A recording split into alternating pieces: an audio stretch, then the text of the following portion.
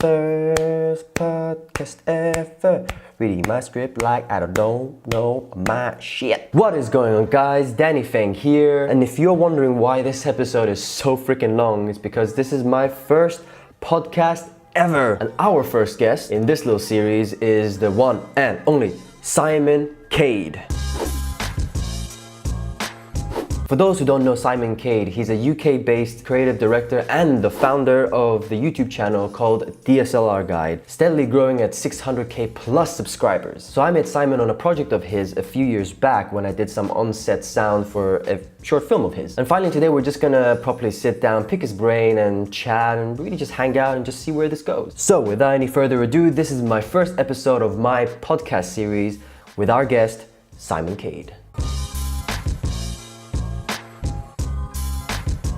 Simon Cade, hey, thanks for wanting to jump on actually my first ever podcast. And Hey. yeah, it's just a little bit scary, and I hope everything goes all right. But I've been wanting to actually do this thing with you for a while, but it's just like last time when we were trying to organize like all the Skype meetings and stuff like that. I mean, you know, things always got in the way, and yeah, and like you were doing your own thing. I had like shoots and all kinds of stuff happening as well. But it's exciting finally that, you know, to talk to you properly and actually record it and hopefully just pick your brains a bit. And yeah, Our schedules finally aligned. yeah, It's worked out.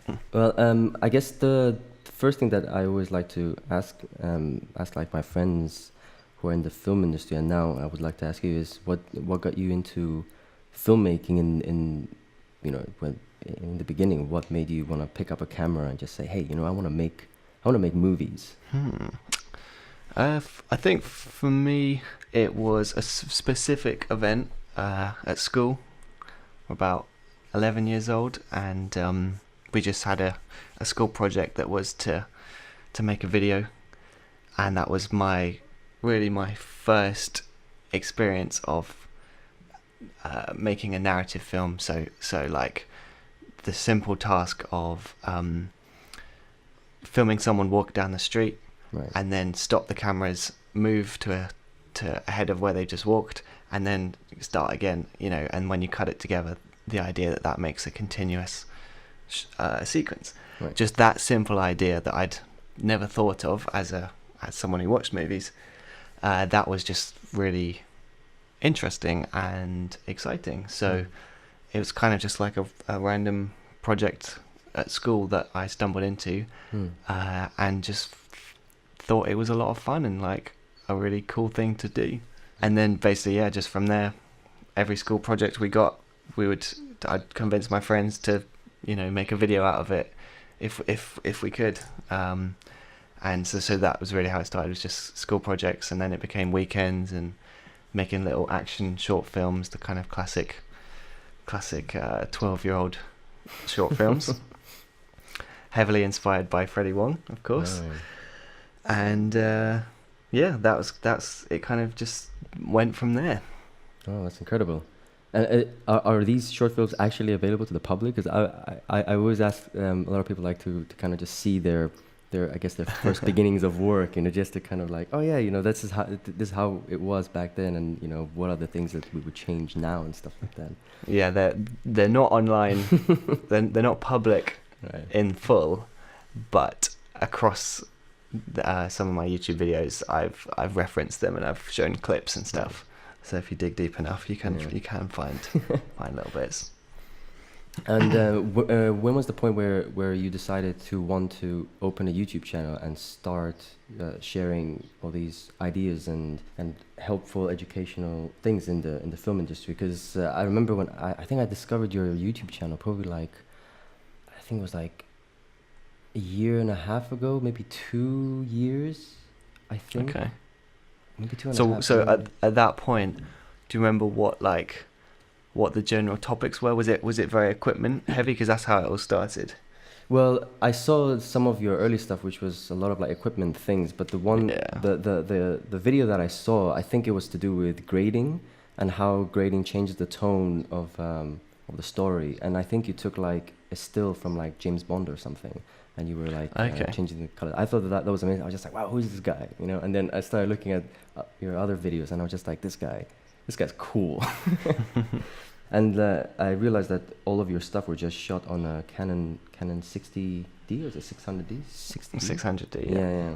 Which is something that you're still shooting on, which is still mind-blowing. And I think a lot of the audience out there are still, take that as inspiration, that they don't really need crazy gear to actually tell a story. Yeah. I mean, so it was that camera really that started it off, was because I'd done so much research into all the equipment I wanted to buy. I was, like we do, really, really tight on money, so I was saving up for about a year before I could get my camera, and so I wanted to make sure I didn't spend too much money on something that wasn't good. So I did so much research. I must have spent more time researching than I actually did making stuff. And so then that was when I realized, like, I was just obsessed with it. So I was talking about it all the time to my friends, to my family, who really didn't understand or didn't really care. And B, I did have, in that aspect of what to buy if you're a beginner, I did know what I was talking about, because I'd put in the hours. So I thought, I can vent and just talk about this stuff that I'm so interested in, and B, someone else might find it useful if they're in a similar position to me. Right. And that was how it started. Was just by the videos were literally just, here's what you should buy. Here's what I think of this product. If you've got $300 to spend, then here's some audio gear that will get you set up without spending too much. Yeah. And it basically slowly developed into more technique-based things as I started to realize that equipment wasn't everything, and it's more about how you use the equipment. And then more recently, trying to get a bit more creative and kind of go back to the roots of storytelling and filmmaking, rather than just the equipment and what you do with it. Yeah, that's really interesting, because because I come from a sound engineering background, and I kind of fell into the same pit as you. I guess I started the whole sound engineering path just because I loved music and I loved audio in general, like in films and stuff like that. And I remember when I was in college, and shortly after college as well, I realized that I was just so obsessed with gear, to the point where you kind of lost touch on why you started in the first place, and it's never about the gear, really. It's just about, how you're telling the story, whether it be visually or musically.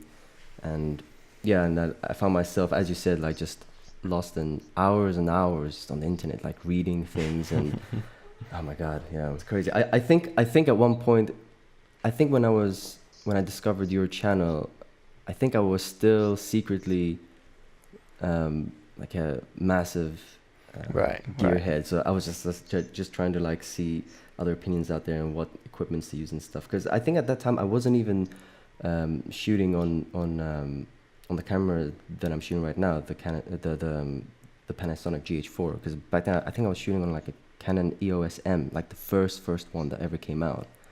And when I wanted to buy that camera, I remember I did like crazy research just to like see what works for me and what do people think about the camera and the noise ratio and just all kinds of things. And then, like, I did my first film, and I was just like, well, I can't really tell a story because I don't have the skills to tell a story.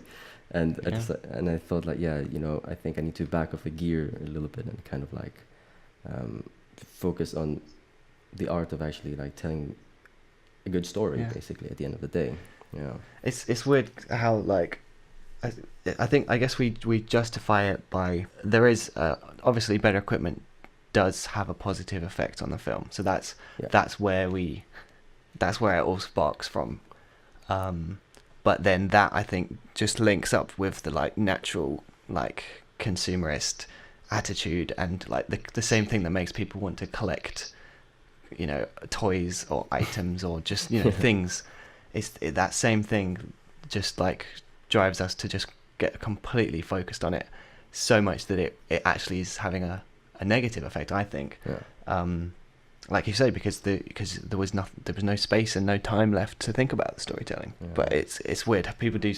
I've had a lot of people say to me like, why can't you just have good equipment and good films? You know, why can't I enjoy the equipment and enjoy the creative side? And it's like, if you can do that, fine. But I just know from my personal experience that as soon as I start getting into that kind of going down that rabbit hole, I just start thinking about all the wrong things. Yeah, that's true. And I find myself that I still get caught up with that kind of mentality, I guess. But Right. I guess I guess to a certain degree, you still have to be kind of conscious on what you're getting to kind of serve what story you want to tell.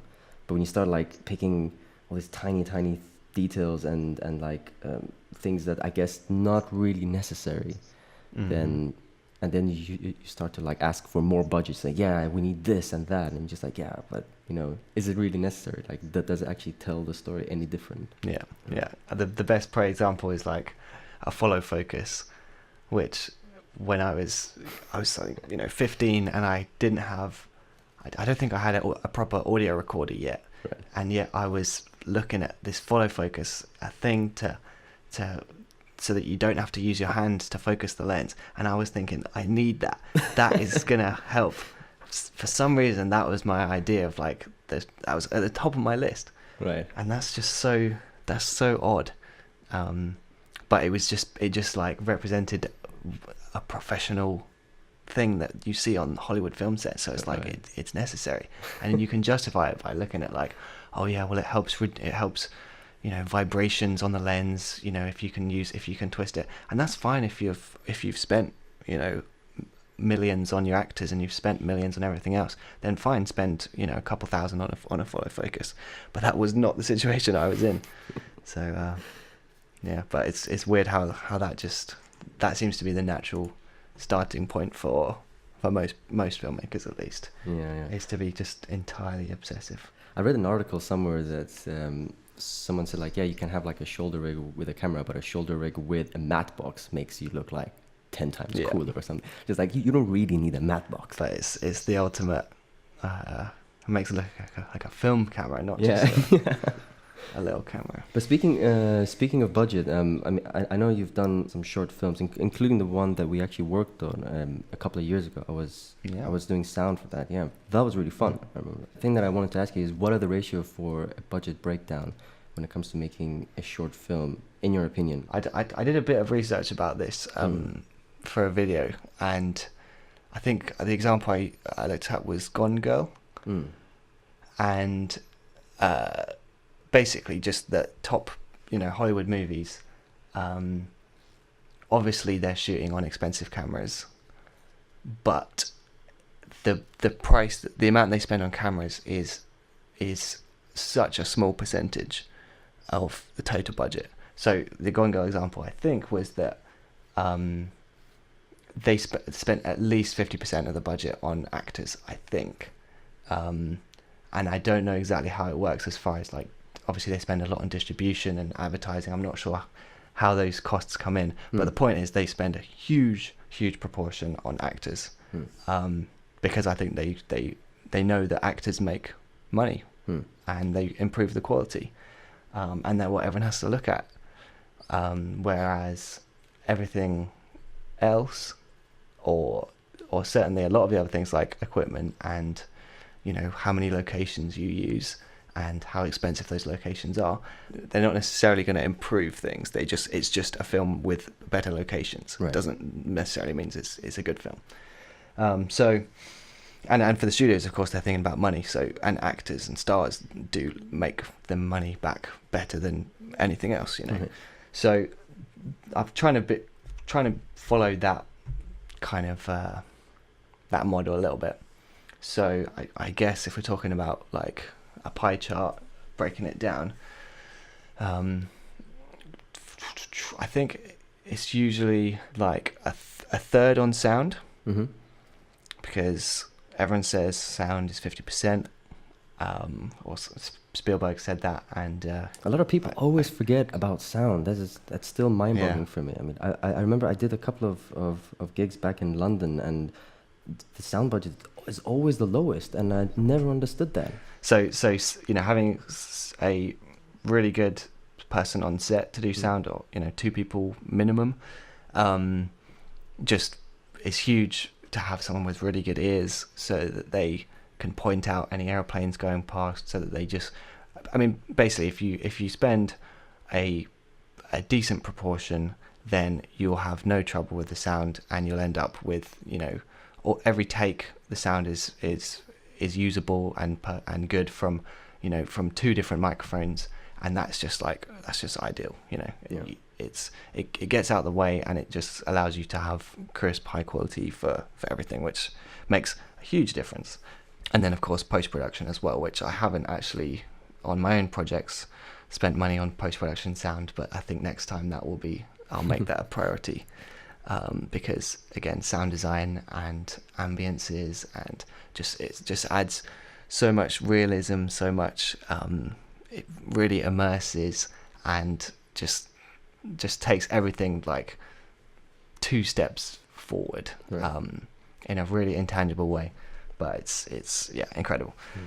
So sound ideally would be 50% of the total budget, and I guess you could include music in that, but I think, in honesty, I don't think I've ever actually reached 50%.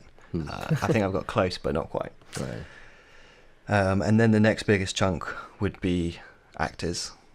So again, depending on the budget, but like having less actors so you can pay the actors more, that works quite well often.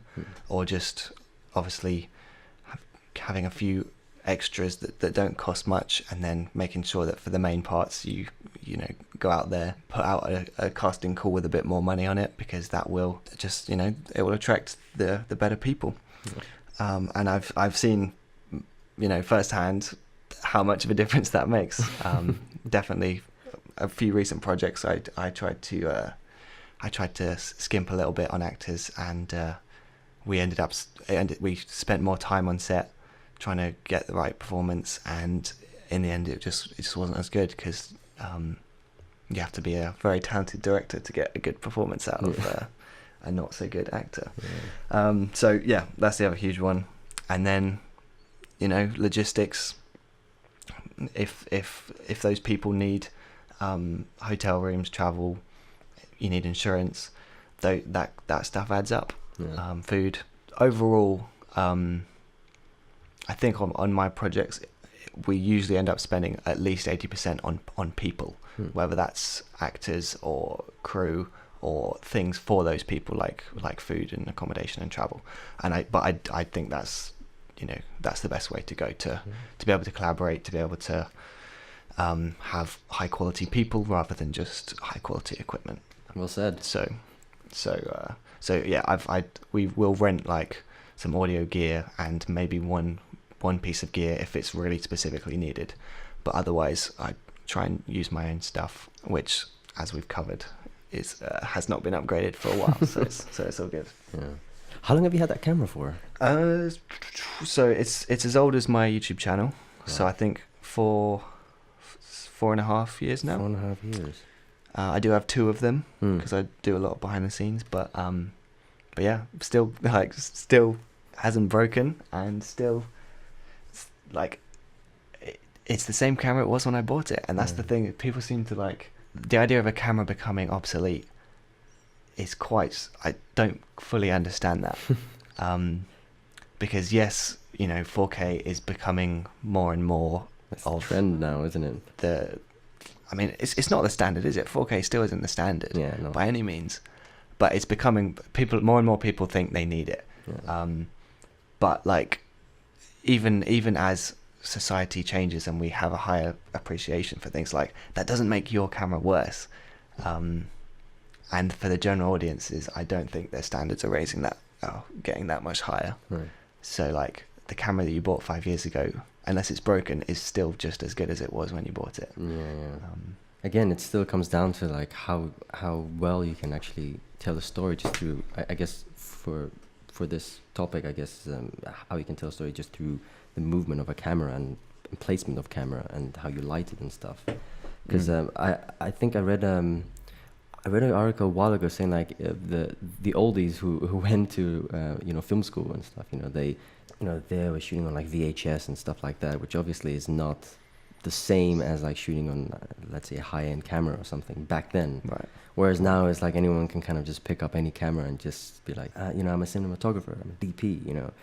I mean, like with me, I do a lot of camera work as well, but I wouldn't say I'm like super experienced. I feel like there's a lot to learn, but it's just kind of easy to kind of fall into that. Like it's really easy to kind of convince yourself that that you just know something about cinema just because you have some high-end camera, which I think it's a little bit dangerous in some way, because then it's you just get people who know a lot about cameras and have like an amazing camera, but really they're just I don't know, like if you're gonna hire someone like that to try to tell a story, he might not know exactly how to convey that emotionally to the audience or something. Oh yeah, for sure. And even on the shallow basis of just if your only measure of someone is like how good can they make the images look, which obviously is only a tiny portion, but like even if you judge them on that, then a lot of people or if you're a beginner and you buy yourself a really nice camera, then yes, if you go and shoot at sunset or you find good lighting, it will look good, and you can easily cut a reel, that's really sharp. It's 4K, and cut yourself a 2-minute reel of your best work. But that does not mean that you're ready to go and shoot a real film in real circumstances, and because it will fall apart the second that the lighting changes, or that you need to shoot, you need to get coverage of a full room, and suddenly there's a window there, and they're backlit by the window in a bad way. So that's the other thing that I think we see a lot of, is like people buying nice cameras, shooting in natural light, and it's kind of inconsistent almost, because that base level of like experience or knowledge, I mean, just isn't there yet. And I suppose back in the day, people, they would have stopped and learned more because it would all look bad, and now we kind of get to convince ourselves that it does look good, so you don't have to work as hard, which is interesting. But having said that, I mean, you being not only the founder of DSLR Guide but also a director, what is it specifically that you're looking for in a DP when it comes to films and just movies in general? I mean, I'll qualify this by saying I don't work with DPs every day, but for me personally, you want someone who you trust enough in their work that you could just leave them to do their thing, and that you're not going to be micromanaging, and that's as much about me or that's as much about the director as it is the DP, but so it's a two-way thing, but you need to believe in their work and them be good enough and you be relaxed enough to let them just do their thing. But then also it's great if they can have their own ideas and actually challenge your ideas, because those kind of discussions are really valuable. When, to be honest, a lot of people on set don't challenge the director for kind of obvious reasons, and that's great, but you do need some people who kind of question trust, and who and people who again, people who know what they're talking about, people who have been there from early on in the project, who understand what the vision is, but like but to then have that person who can say we need coverage of this, even if I'm thinking now we don't need that close up, and they say, actually, well, look, it won't take long, let's get the close up, you never know. And then it's like, yeah, okay, you're right. That's the simplest, like the smallest example, but then all the way to the much like more conceptual stuff they can get involved in too. So yeah, it's great to have someone to bounce ideas off, someone who can challenge you. Obviously they're also, as well as a kind of an artist and a technician, they're also a leader. So if they can help managing people in all ways, because there's only so much one person can do, if they can be a voice to obviously if you have camera assistants, then obviously they're looking after them, but also to help communicate with the actors, to help just in all regards. It's helpful if they are good with people and good at communication, the classics. Well, sorry, because it's really funny because I had a few experiences where I would when I was hired to do sound, like the DP would not be the best person to be communicating with, because they were, I guess the film people were always kind of like in their own world, he'll just say, I'm gonna shoot it like this, and then he doesn't really communicate to me so effectively that I don't know where to place mics or where to stand and stuff like that, and obviously it wastes a lot of time. So I think it is exactly what you said. I think it's very important for a DP to actually communicate properly to everyone as well as a leader, and not just a director. Are you actually planning on doing your next short film? Because I remember last time we had like a Skype meeting, you were saying that it's not really something that's happening at the moment for reasons. Yeah. Kind of at the moment, I'm kind of working on a lot of different projects, but for the last little while, none of them have ended up being narrative short films. Sure. So I do have a project coming up which I'm directing, but it's more of a kind of non-fiction or kind of commercial kind of project. So, but that'll still be on set time. That'll still be working with a crew and on set and deadlines and all that kind of stuff. Right. That's not just that's a bit bigger than just me by myself making YouTube videos. Right. But yeah, as far as actual narrative short films, that is something that is on the horizon, but not in the near future. And that's a weird thing actually. Like I don't know if you have this where like I guess it's like a voice in your mind saying, hey, you really should have done another short film by now. Hey, you really should have like entered into a film festival by now, or got in, or had some success by now. You really should have, like, it's this like, you should have done this, you should have done that by now. Do you have something like that for these kind of projects? Many times, especially like because like I kind of, with me, for the people who are out there who don't really know, I shift a lot like through being a sound engineer and also a filmmaker as well. So I'm kind of like doing both, and it's really I guess when I'm working on one and not so much with the other, I start like questioning myself on these things, like I think I should have done that. I think I should have done this. I should have done that. And kind of like this doubt. But it's weird. Like where do these come from? Like why? Like obviously there is, every time you make something, there's value as far as learning and as far as making progress. Right. But like, where is this arbitrary thing of like that you have to make a short film, once every 6 months, or that you have to like, as long as you're making stuff. I don't know. Somehow it's like a weird. It's like a weird voice inside you. Yeah, or like a pressure. A pressure. Yeah, exactly. Exactly. It's not coming from anyone real. Yeah. It's not coming. It's not. There's no one actually holding me to it. And sometimes it's like it's useful on plenty of occasions. Yeah. But like if you're being creatively fulfilled by the projects you're working on, whether that's fiction, non-fiction, commercials, whatever, then like I guess it's just one of the things of like being in the fortunate position to be able to have relative freedom to basically being self-employed. Like you do get to choose what you work on in many regards, and so that just means that you're probably always going to be saying, oh, I should be working on this, I should be doing that, and I should be doing less of these and more of those. To what point do you feel like it's like, well, I really want to work with these brands, but even if this brand is so big, when is the point where to you feel like I should say no to this, where to people like, for example, me, I'll be like, man, that's a huge opportunity, you should do something with these guys, There are plenty of reasons to say no to a brand. Yeah, I think I do say no or ignore most of the emails that come through, as far as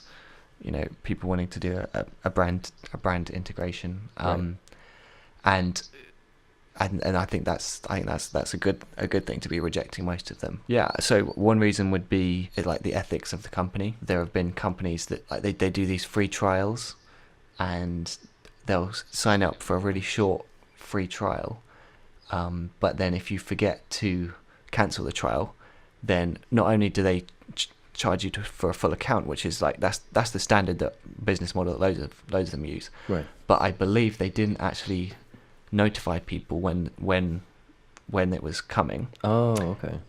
And then they also put you onto a really, like, a ridiculously high, it was like 10 times higher than the normal monthly amount. Right. So they put you straight onto the deluxe package, Right. instead of the one that everyone would get. So basically they created this entire package purely for those people who forget, so they could rinse them as much money as possible. Right, and right. that was like, okay, that's, you know, I don't want to work with you guys. Right. On a similar level, like Audible, I will never do a sponsorship with Audible or Amazon because of all their tax, clever tax schemes, and how they treat their workers and exploiting, you know, and all that kind of stuff with Amazon. Right.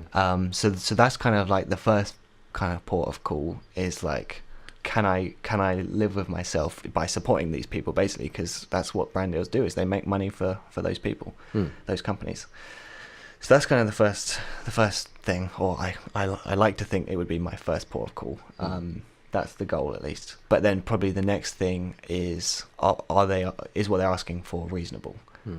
So the ideal situation is where they say, look, we understand that you've been doing this for a while, you know your audience better than we know your audience, so rather than us give you a script, or rather than us tell you what to do, we just say, look, here's the product, or here's the website, just do what you want, and they have no involvement at all. That's the ideal.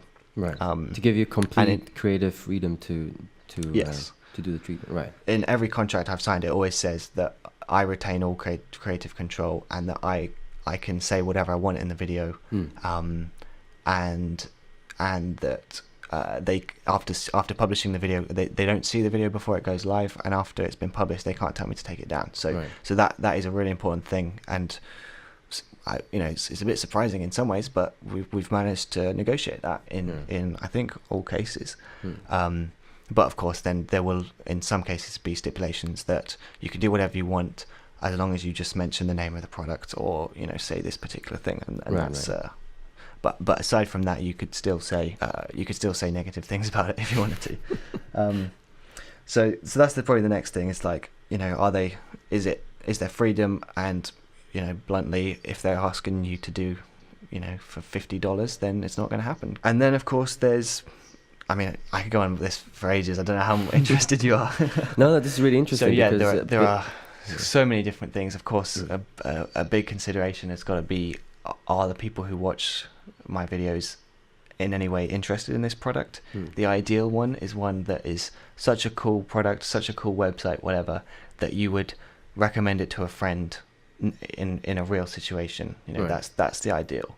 And then of course there are some which is like, I see what they're doing, and I wouldn't go out of my way on a normal day to promote it for free, but I'm still happy to work with them. I think people would be, I see that there are some people who would have value from this, but of course what you don't want to be doing is promoting a product that is the people aren't going to be interested in. So I wouldn't do a fashion. If a fashion company came to me and said, hey, will you promote our clothes, I wouldn't do that, because that's not what my videos are about. And similarly, of course, if it's a really bad product, or just overly priced or whatever, then that's a consideration too. The default answer is no. And then we have to basically trust that if you say no to this one, even if it's going to pay well, you have to trust that that more will come by. And I certainly haven't got it right every time. I had a recent video that got 50% dislikes because people didn't like the brand that I promoted, or they didn't like the way I did it for whatever reason. And so that was a real reminder that, okay, you need to be more stringent and think more carefully, because at the end of the day, like when money's on the table, you can't be 100% objective. You can't. It's impossible to not think of yourself and think of the kind of projects you could fund with that money. But that specifically was a real reminder to kind of raise the standards. Right. But was this incident because of you thought that this product would have benefit your audience, or was it because like, oh, the deal was great and I think I can do something cool with this, but then it backfired and it didn't really work out? So yeah, it was both, I think. Right. Every brand deal, you hope that people would be interested in the product. You can't know for sure.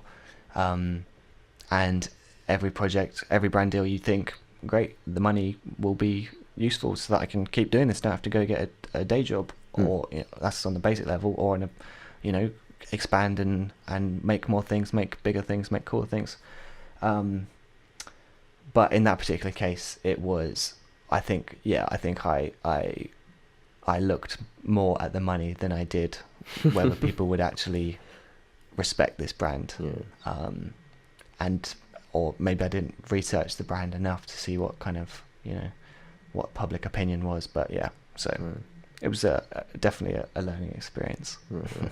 I kind of wanted to touch upon the fact of how people kind of balance their life between work or creative work in this case with their personal life. I think it would be kind of cool to explore how you personally balance your work life with your personal life, like with your family and stuff like that. Because it's very difficult to separate like what you consider as work, because it's not really work. It's like you're still having fun. So it's like where's the line where you kind of have to say, well, this time is for work and this time is personal time? For me, it's quite easy to separate them. Or it's quite like to know what's work and what's not work. Hanging out with friends is not work, and even if it's the most fun film shoot, even if it's writing a script and being just absolutely enjoying it, I still see that as work. So classifying it is easy, but A, deciding how much time to spend on each, and then B, actually sticking to what you want, those are the tough ones. Right.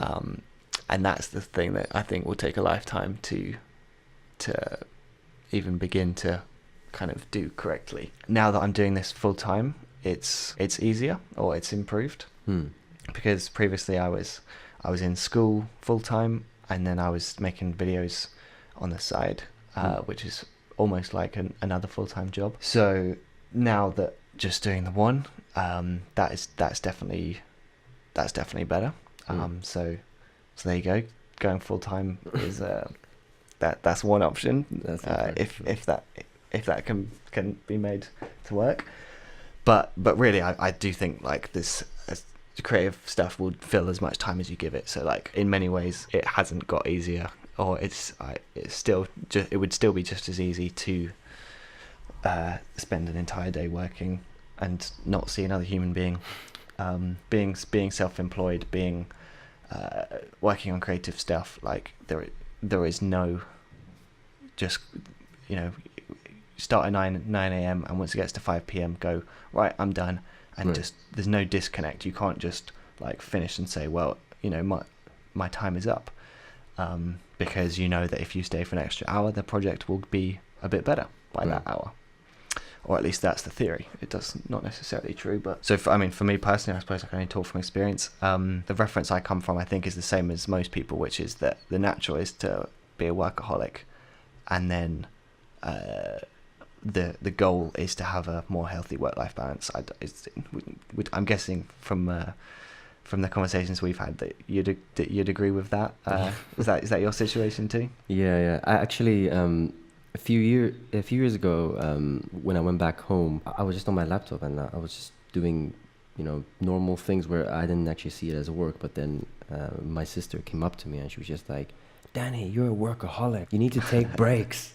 I was just like, "I'm just doing this. You've been on this for 8 hours, just like, oh." Yeah. And then it kind of like clicked that I had to kind of balance out, like, I guess, your personal life with what's considered as work. I think it's just when you go to the point where if you're sitting around way too long, it's like you said, then I think then it'll be a little bit concerning. But I think it's just like you kind of need that space as well sometimes, I guess. But it's very difficult, because sometimes I feel like when I talk about this with other people, I feel like I'm just trying to tell myself like it's okay to procrastinate, and I don't know if I'm procrastinating too long, and I'd be like, yeah, it's okay, it's part of the creative process, Yeah. I mean, that's the ultimate excuse for the lazy brain, isn't it? Oh no, this is good. Don't worry, this is actually helpful.